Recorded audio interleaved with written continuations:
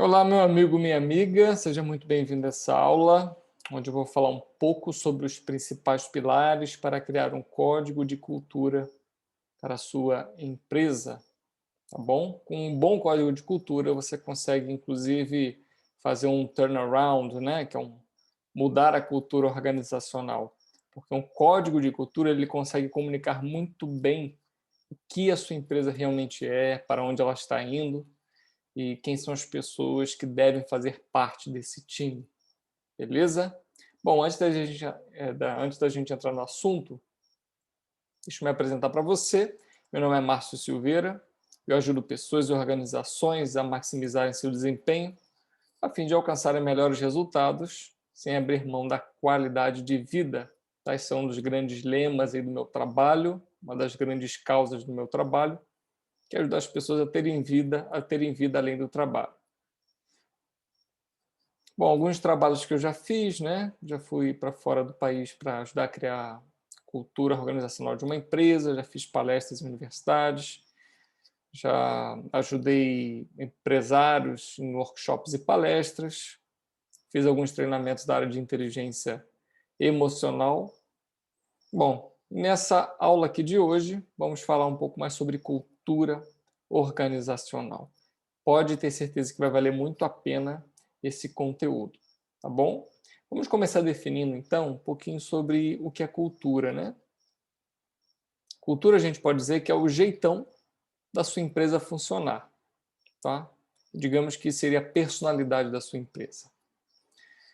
Envolve também o que acontece na sua empresa quando as regras não estão claras. Então, quando não tem nenhuma regra, o que vai prevalecer? Qual será o comportamento dominante? Então, esse comportamento dominante vai revelar qual vai ser a cultura da sua empresa. E apesar de o vetor da transformação ser a tecnologia, conforme dizem nossos amigos, né, José Sabili e o Sandro Magaldi, eles falam que o vetor da transformação é a tecnologia, mas a essência da mudança está nas pessoas. É por isso que é tão importante trabalhar a cultura, né? Porque o comportamento das pessoas da sua empresa vai determinar a cultura que a sua empresa vai ter. E para que a gente consiga, então, criar uma cultura, é importante que a gente entenda que existem dois tipos, né? A intencional e a não intencional. A intencional é quando você criou ela com calma, né? Você planejou a cultura. E a não intencional é quando ela vai sendo formada ao longo do tempo, né, pelos comportamentos das pessoas. A princípio, pelo comportamento do próprio dono, que vai moldando o comportamento das pessoas na empresa.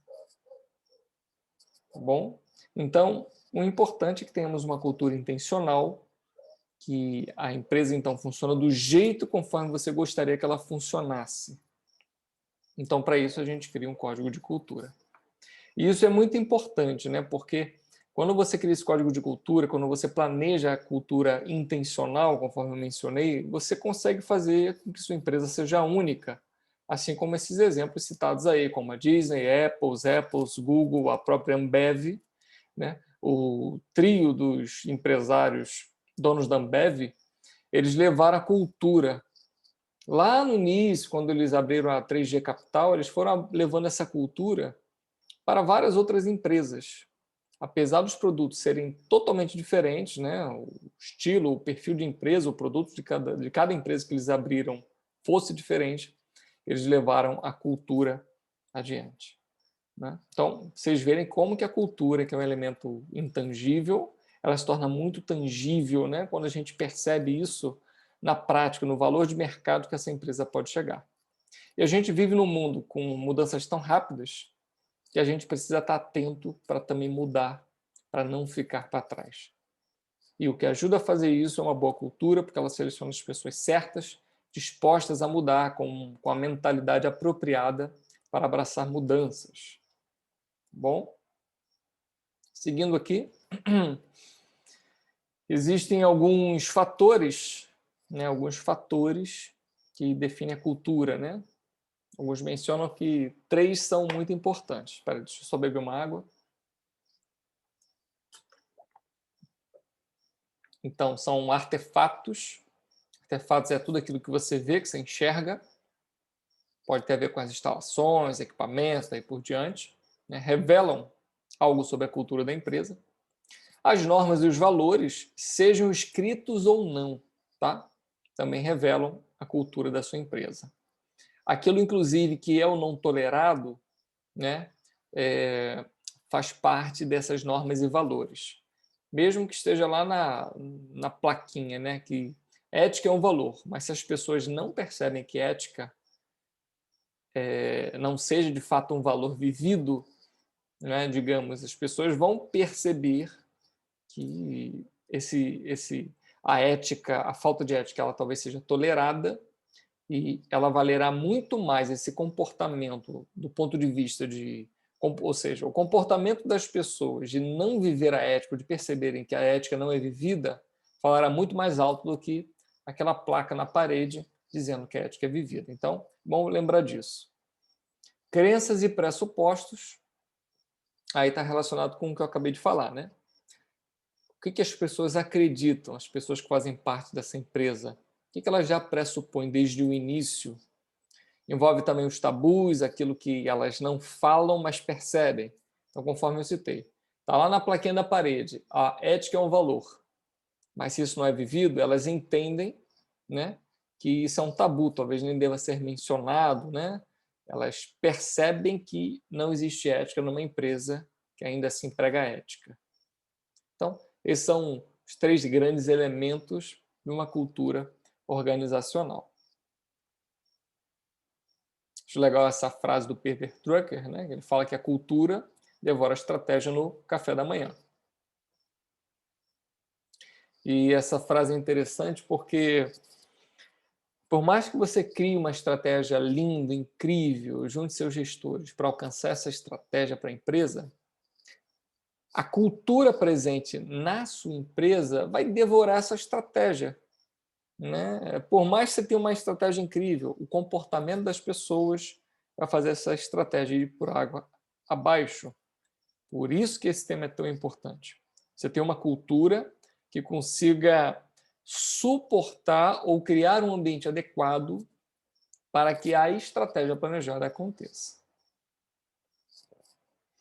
Outra frase interessante: a principal função da cultura é garantir coesão necessária junto a todos os agentes da empresa. Então, ela vai ser como se fosse uma cola que vai ligar todas as pessoas que estão lá, né, em prol de um objetivo previamente definido. Outra frase: sem transformação cultural não há transformação na organização. Então, lembre-se disso. Quer transformar a sua empresa? Transforme a cultura, primeiramente. Case interessantíssimo da Ambev, né?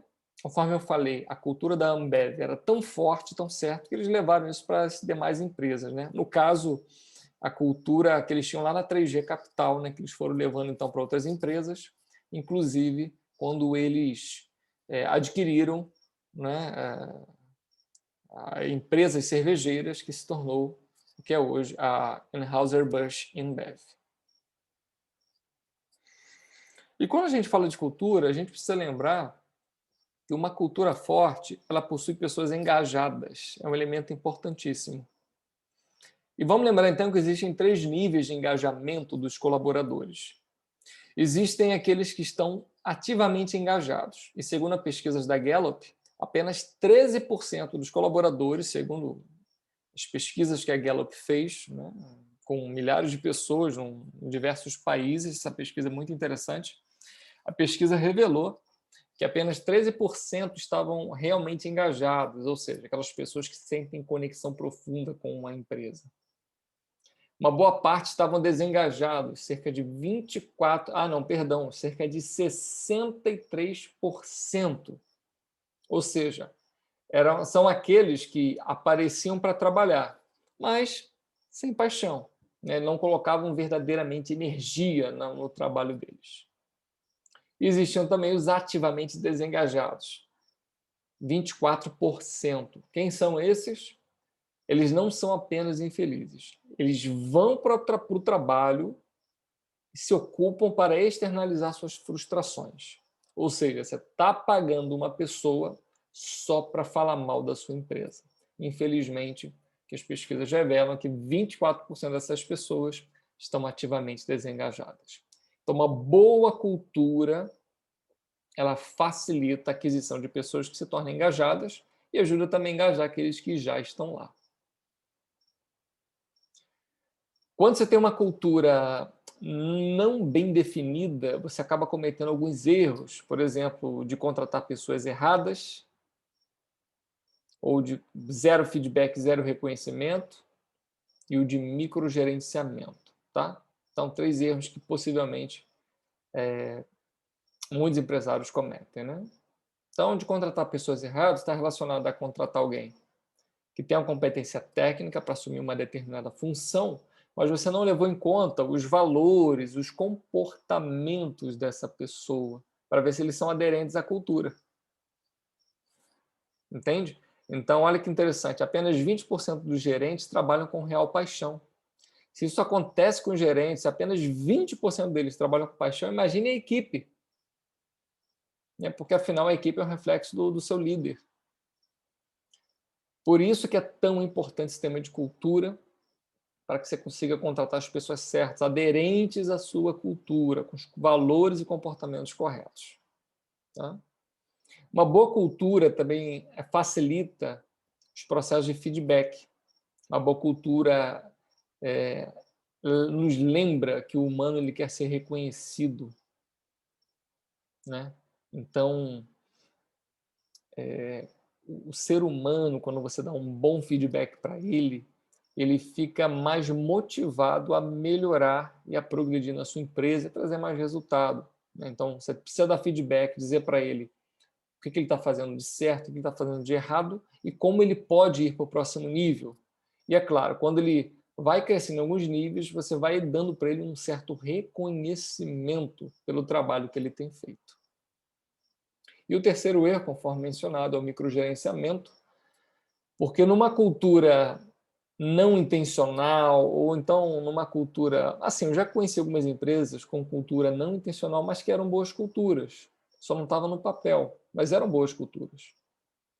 Por outro lado, quando a cultura ela não é boa, ainda que esteja no papel, mas é uma cultura meio cínica, que não se vive na prática, aquilo que está no papel, está naquela plaquinha bonitinha na parede, você começa a criar um clima de desconfiança, você não dá autonomia para as pessoas crescerem, isso gera microgerenciamento. O microgerenciamento aprisiona o dono da empresa no trabalho operacional, aprisiona também os gerentes, empresas um pouco maiores, no trabalho operacional, e a empresa então fica impedida de crescer conforme ela poderia. Mas o que fazem os melhores? Compostos de uma boa cultura, eles selecionam as pessoas certas, desenvolve os pontos fortes dos funcionários. O foco não é consertar fraquezas.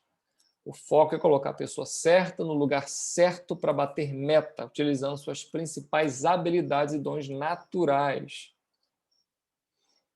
E o terceiro, eles dão bastante atenção ao local de trabalho. Então, eles têm em mente que o ambiente de trabalho tem que ser acolhedor, locais iluminados, com ergonomia, as pessoas têm que se sentir bem.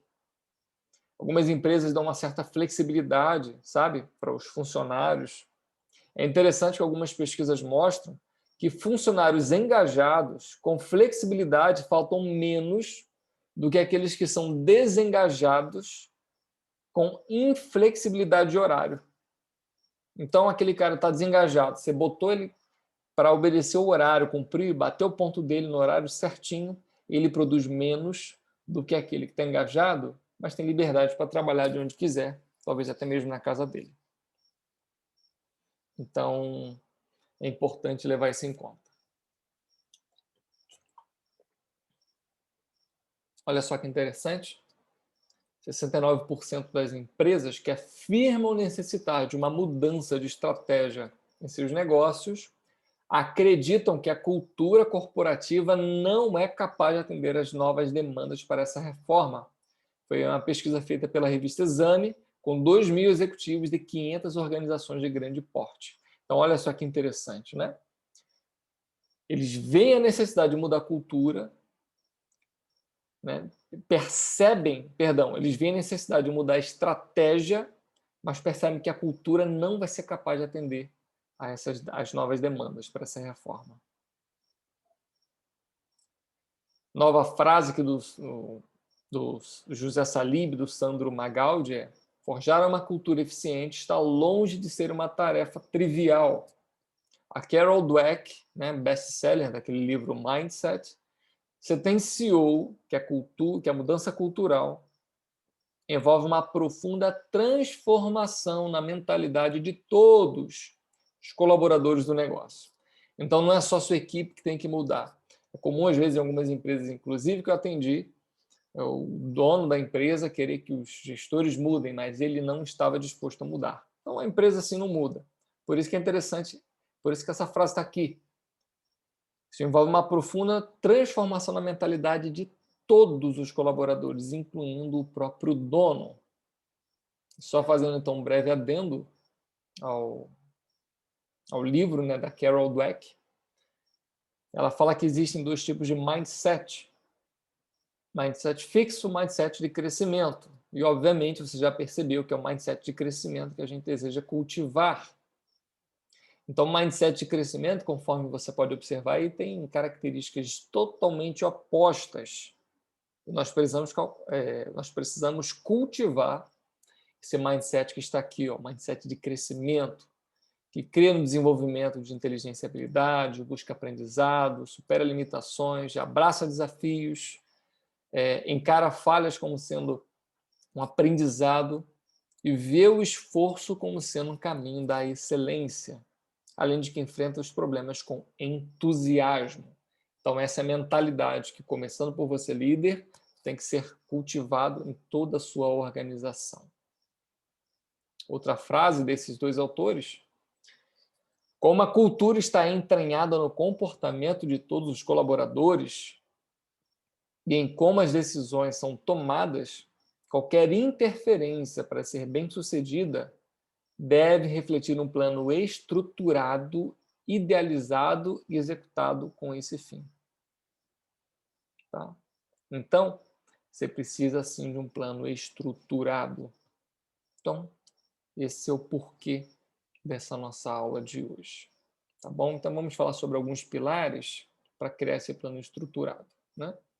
A Procter & Gamble, né, a P&G, também conhecida, os executivos dessa grande organização, eles acreditavam que se você precisasse de mais de uma página para expressar uma ideia, essa ideia era confusa.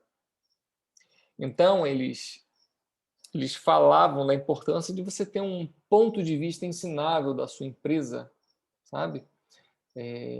Chamado também do PVE, ou seja, você vai expressar em uma página o que realmente é a sua empresa. Você pode ter, obviamente, uma apresentação maior do código de cultura inteiro, que pode envolver dezenas de slides. Quando você vai fazer, por exemplo, uma grande apresentação, né, quer detalhar sobre a cultura da sua empresa, você pode e deve utilizá-lo, inclusive em situações onde você deseja fazer recrutamento e seleção para vender a sua empresa para funcionários, né, para futuros funcionários. No caso, vender uma boa imagem da sua empresa. Então, você pode sim ter um bom slide, uma boa apresentação, né, que seja longa. Ela, no caso, pode virar até meio que uma palestra a ser feita pela pessoa do RH. E isso ajuda bastante, eu já fiz isso em algumas empresas, tá? Mas você também precisa ter um documento chamado PVE, que vai resumir todo o seu código de cultura em uma folha, em uma página. Tá? Conforme disse Shakespeare, né? Shakespeare, ou foi um outro desses gênios antigos, né? Falou que a simplicidade, foi Leonardo da Vinci, a simplicidade é o último degrau da sofisticação. Né? Então, foi Leonardo da Vinci ou Shakespeare, né? Então, quando você consegue expressar toda a sua cultura em uma página, quer dizer que ela está muito clara para você e vai ficar clara assim também para as outras pessoas. Então, vamos lembrar disso. Um elemento importante é o ponto de vista ensinável, o PVE. Tá? Bom, O primeiro pilar importante para você colocar, então, no seu código de cultura, e depois, resumidamente, no seu PVE, é a sua visão, que é o seguinte: como nós vemos o futuro. Mas, olha, essa questão de visão já ficou um pouquinho clichê, porque as pessoas expressam, elas procuram na internet uma frase, né, procuram alguma empresa com declarou sua visão lá num site e elas acham que copiar e colar vai funcionar. E não é isso, tá? Visão não é isso. Visão tem a ver com como você quer ser realmente visto e você não pode ser vago aqui. Então, perguntas que podem te ajudar a pensar é o seguinte: como que você espera ser visto no mercado? O que a sua organização faz melhor do que nenhuma outra? Pelo que ela é famosa? Pelo que ela ficará famosa? O que a mídia dirá a respeito da sua empresa? Quais são os tipos de serviços e produtos que vão se destacar? Então, lembre-se que essa visão é o englobamento de tudo isso aqui que a gente está mencionando, que eu acabei de mencionar. Então, você meio que projeta no futuro. Como é que eu vou ver minha empresa daqui a alguns anos? Se você pudesse ter uma máquina do tempo e viajar para daqui a alguns anos, como que você enxergaria a sua empresa? O que você observaria lá? Isso é a visão. Como é que você estaria daqui a 2 anos, 5, 10 anos? Quais seriam os problemas que você estaria resolvendo no mercado melhor do que qualquer outra empresa? O que se destacaria nos seus produtos e serviços? Qual é o tipo de pessoas que estariam fazendo parte dessa empresa?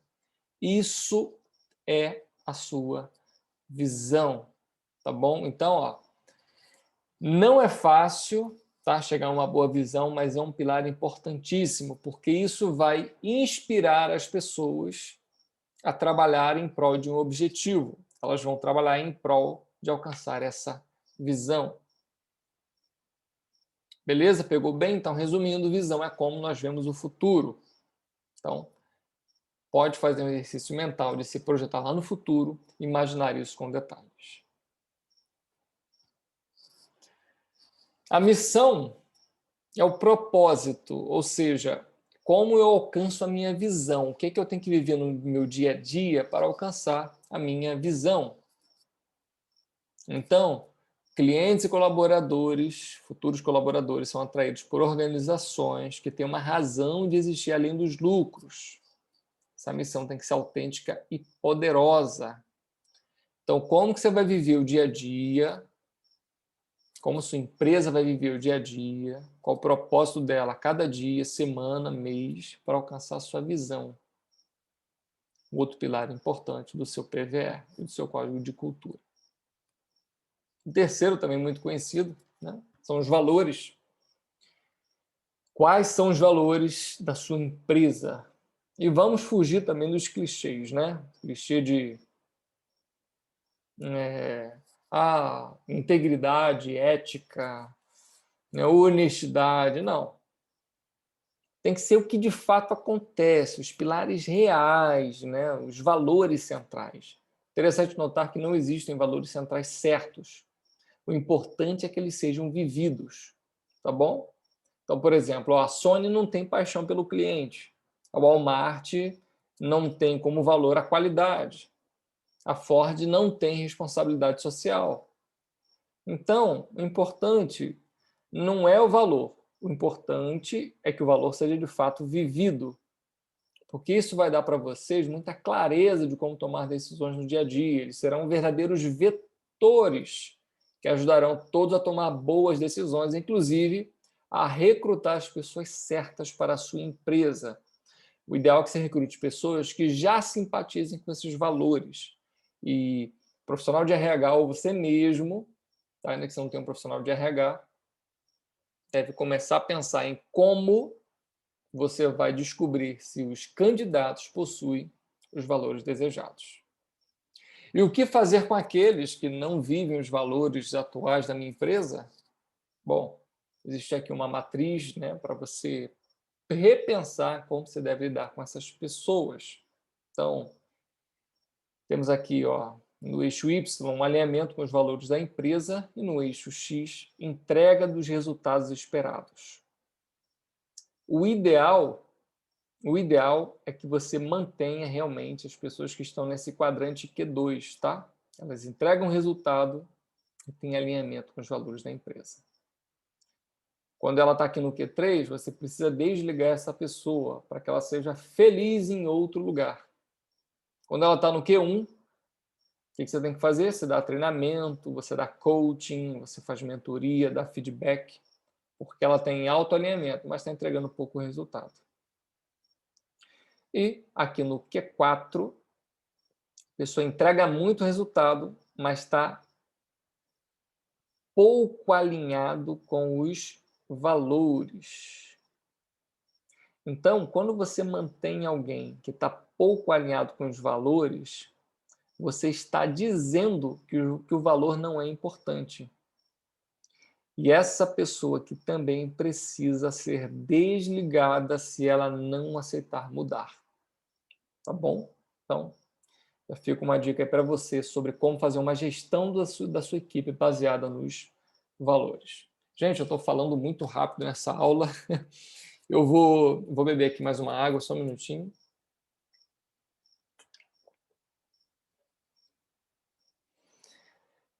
Espero que você esteja gostando dessa aula. Se você tiver alguma pergunta, você pode mandar aqui para mim, tá bom? Eu vou ficar feliz em responder. Vamos para o próximo pilar. Próximo é de vantagem competitiva. Como que você vai competir no seu mercado? É interessante notar que existem 3 maneiras iniciais, né? Não são as únicas, mas são 3 maneiras que se destacam, né? Liderança em produtos, excelência operacional ou intimidade com o consumidor. Então, você tem que pensar qual desses 3 você quer ter como vantagem competitiva. Ou você pode se perguntar no que nós somos realmente bons.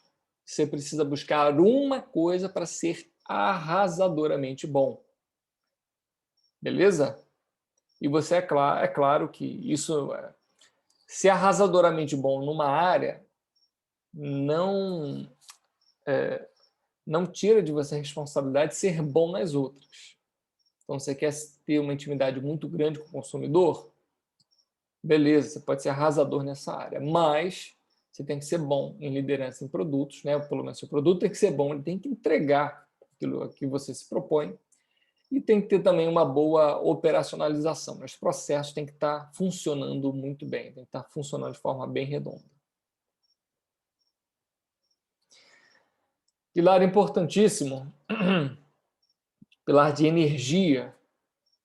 Como que mantemos a energia emocional dos líderes e dos colaboradores alta? Porque sem energia sua empresa não vai para frente, tá? Sem energia, sua empresa não vai para frente, você não vai para frente. Então, como que vamos manter essa energia alta?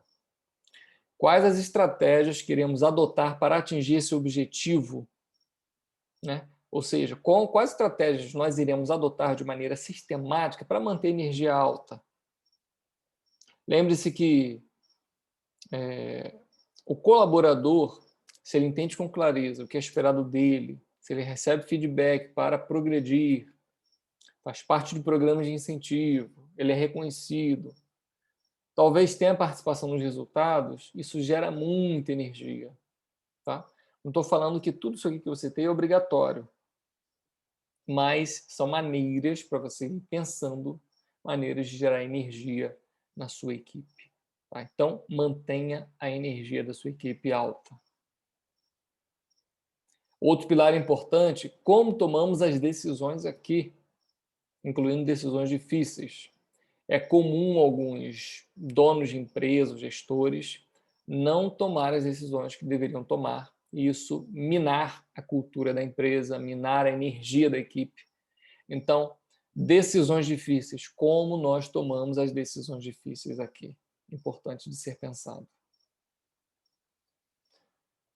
Outro pilar importante, quais são as métricas de performance, de desempenho que estaremos atentos? Quais serão os indicadores que todos iremos olhar? Então, as pessoas precisam ter clareza desses indicadores para que elas consigam perceber se estão ou não chegando na visão pretendida. Ok? Então, quais serão as principais métricas de performance. Lucro pode ser uma delas, faturamento pode ser outra.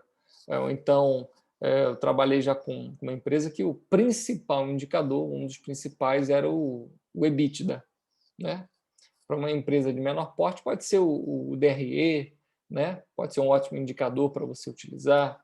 Para alguns, pode ser um NPS, que é o nível de satisfação dos clientes, ou o nível de satisfação dos colaboradores, número de vendas, né? Número de clientes atendidos, número de clientes satisfeitos, enfim.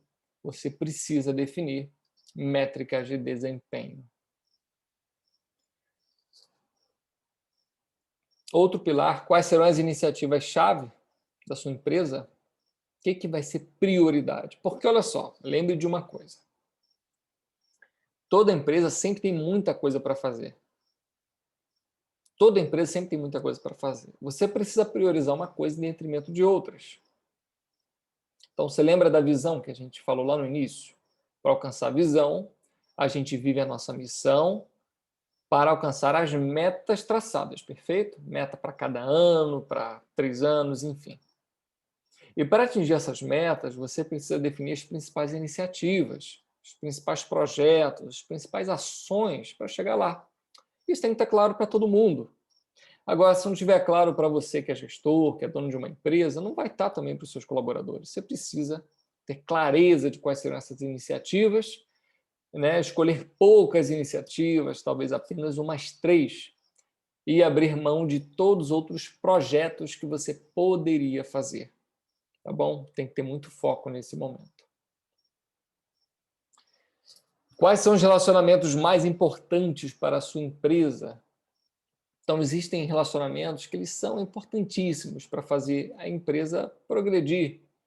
Talvez pessoas de outras empresas, talvez alguns clientes importantes, pessoas do governo. Quais são esses relacionamentos mais importantes? Deixe claro também isso para a sua empresa. Outro pilar é o de desenvolvimento. Como nós desenvolveremos os colaboradores e os líderes? Qual é o plano que daremos para que eles possam evoluir, continuar se aprimorando e agregando valor à empresa? Como iremos ajudá-los a se desenvolver e retê-los aqui dentro da nossa empresa? Como faremos isso? Então, importante. Um que eu acho importante é o flow, tá? Que é o alto desempenho. Pessoas em flow produzem mais, produzem melhor, são mais felizes, geram mais resultado, né? O flow está dentro da área da psicologia positiva, né? Foram estudos de um psicólogo húngaro chamado Mihaly, e ele percebeu que para manter a pessoa em flow, a pessoa tem muito prazer no trabalho quando ela está aqui, ó, habilidade um nível médio para alto, para um desafio médio para alto. Então, você, empresário, precisa estar se desafiando, melhorando a cada dia, sabe? Mas para melhorar, você precisa ter um desafio à altura. Você tem que saber quais são suas principais habilidades e precisa empregar suas habilidades em desafios altamente estratégicos que vão lhe dar uma sensação de recompensa, sabe? Pelo simples ato de execução desses projetos ou dessas ações. Isso vai te ajudar a, digamos, ter muito prazer no trabalho e vai ajudar também os seus principais líderes e seus colaboradores a estarem também nesse estado de flow, amando o trabalho que eles executam. Tudo isso aqui somado a uma boa cultura, a um salário adequado, talvez algum tipo de programa de reconhecimento ou algumas recompensas, ajuda você a manter uma cultura muito forte, muito competitiva e pessoas que amem a sua empresa. Então, relacionado ao No Flow, envolve você entender muito bem quais são suas principais habilidades, né, para que você se coloque em flow, e também ajudar a sua equipe, né, a entender suas principais habilidades. Porque então a gente utiliza nossas principais habilidades, colocamos o foco, né, digamos, deixa eu me expressar melhor. Pegamos nossas habilidades e utilizamos elas em atividades de alto valor. atividades que vão gerar valor para a empresa, que vão manter a cultura cada vez mais forte, a empresa cada vez mais competitiva. Então, isso é exigido que se tenha um alto nível de autoconhecimento dentro da empresa. Então, é importante que isso seja alimentado. Isso ajudará as pessoas a entrarem em flow, conforme eu mencionei aqui, além de que vai agregar muito valor à sua organização. E precisamos, então, de um plano estruturado, né? Para que tudo isso aconteça. Então, você precisa criar um documento que estruture tudo isso, deixe isso tudo muito bem claro e que vocês comecem a viver. E uma sugestão que eu te dou é de escolher. Assim, você não vai conseguir viver todo o código de cultura de uma vez. Por mais que você crie código de cultura da empresa que você pretende ser em breve, você não vai conseguir vivê-lo inteiramente da noite para o dia. Então, você pode escolher por onde você quer começar a viver, digamos. Qual valor você deseja começar a viver para que a sua empresa comece já a mudar. Então, vamos supor que você escolheu 5 valores para viver na sua empresa. Você deseja que sejam de fato vividos, não apenas uma placa lá na parede. Então, como que nós faremos para viver um desses valores nessa semana, nesse mês? Como que nós faremos isso? Então, você também comunica isso. Pode comunicar, inclusive, isso também no código de cultura. Tá bom? E eu sugiro que também você tenha um projeto para que você consiga viver de fato esse valor, né? Então, um projeto com início, meio e fim, para ter certeza, para deixar claro para todo mundo que esse valor está sendo vivido e vai ser realmente colocado em prática. Porque você não quer criar uma cultura ou líderes cínicos, né? A gente deseja criar uma empresa que realmente vive aquilo que prega. Um exemplo que eu achei muito legal de mudança cultural foi o de Paul O'Neill. Ele foi presidente da Alcoa, né? Que produz alumínio, né? Produz aquelas latinhas, né? Que a gente conhece. Olha que interessante o que ele falou. Se vocês querem entender a situação da Alcoa, precisam olhar os números de segurança dos nossos locais de trabalho. Se diminuirmos nossos índices de acidentes, não será devido a um esforço motivacional ou às baboseiras que às vezes vocês ouvem de outros diretores executivos. Será porque os indivíduos desta empresa concordaram em se tornar parte de algo importante. Dedicaram-se a criar um hábito de excelência. A segurança será um indicador de que estamos fazendo um avanço em mudar nossos hábitos em todo o âmbito da instituição. É assim que deveríamos ser avaliados. Então, ele causou muita polêmica quando ele entrou como diretor dessa empresa, como CEO, porque ele falou que o que ele queria era diminuir acidentes. Ele não falou em números, ele não falou em aumentar os lucros, nada disso. Então, muitas pessoas ficaram desconfiadas, algumas pessoas venderam suas ações, né? Mas olha só que interessante, apenas um ano depois os lucros atingiram recorde e quando ele se aposentou, deixa eu beber uma água aqui.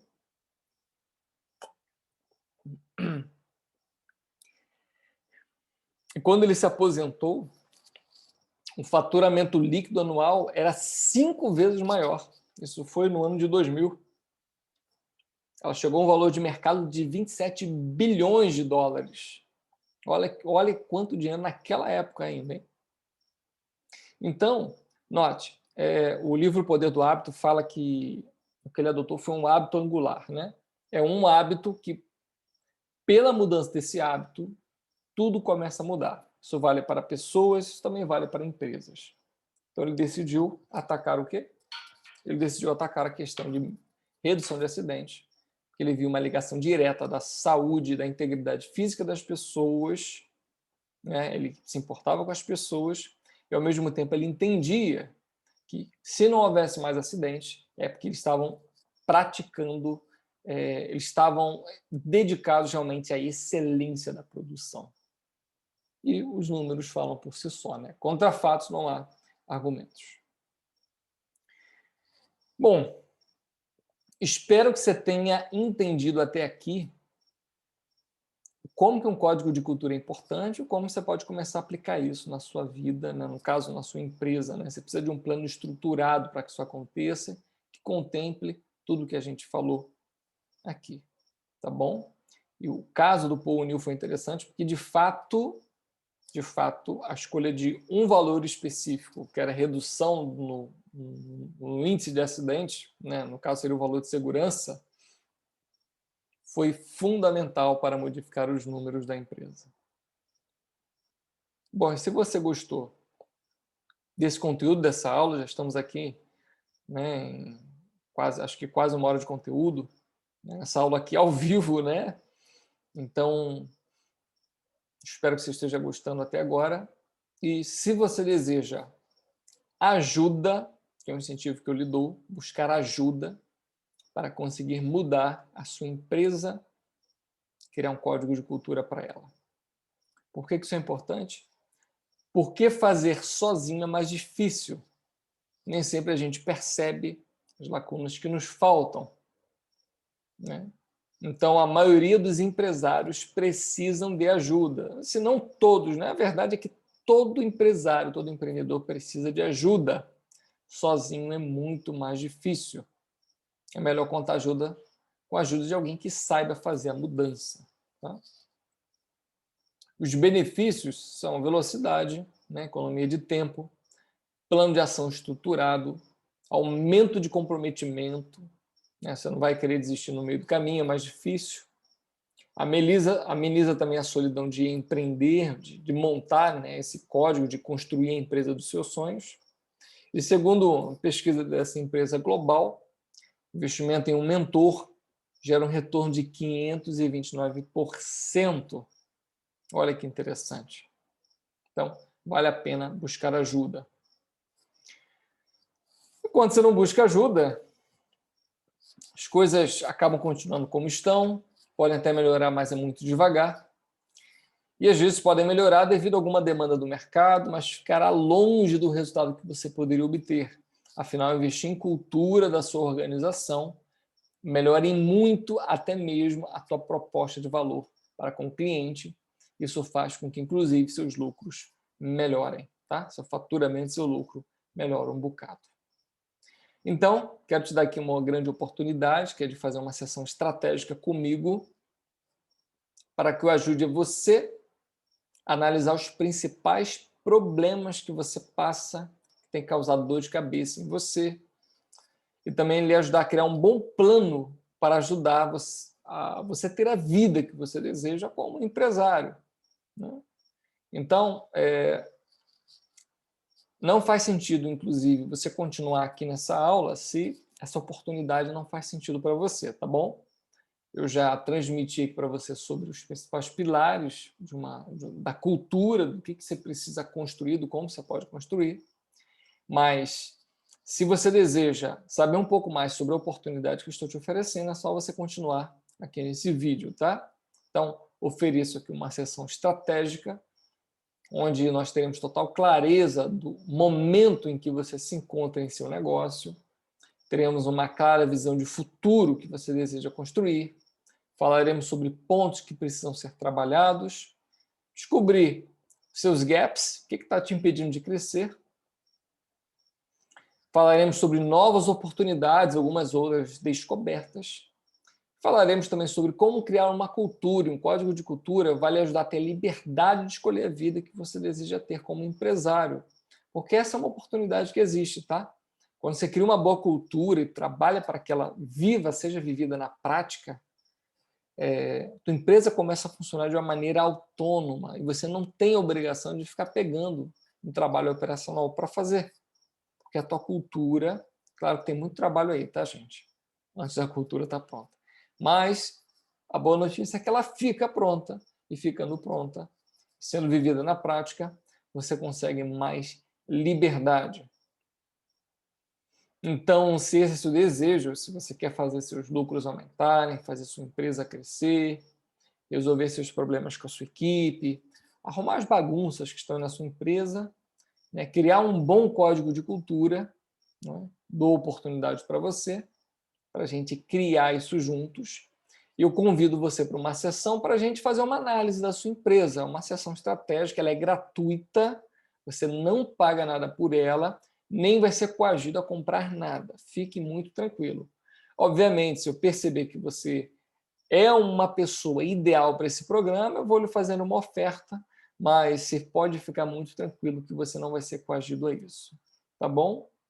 Muito bem. Então, vai ter um link aqui em algum local dessa página, em algum local na descrição desse vídeo, enfim. É só você procurar algum link que vai estar presente para você marcar um horário comigo e a gente vai poder conversar sobre como fazer o seu negócio se tornar ainda mais valioso, ter uma cultura forte, fazer assim a sua empresa crescer e te dar maior liberdade.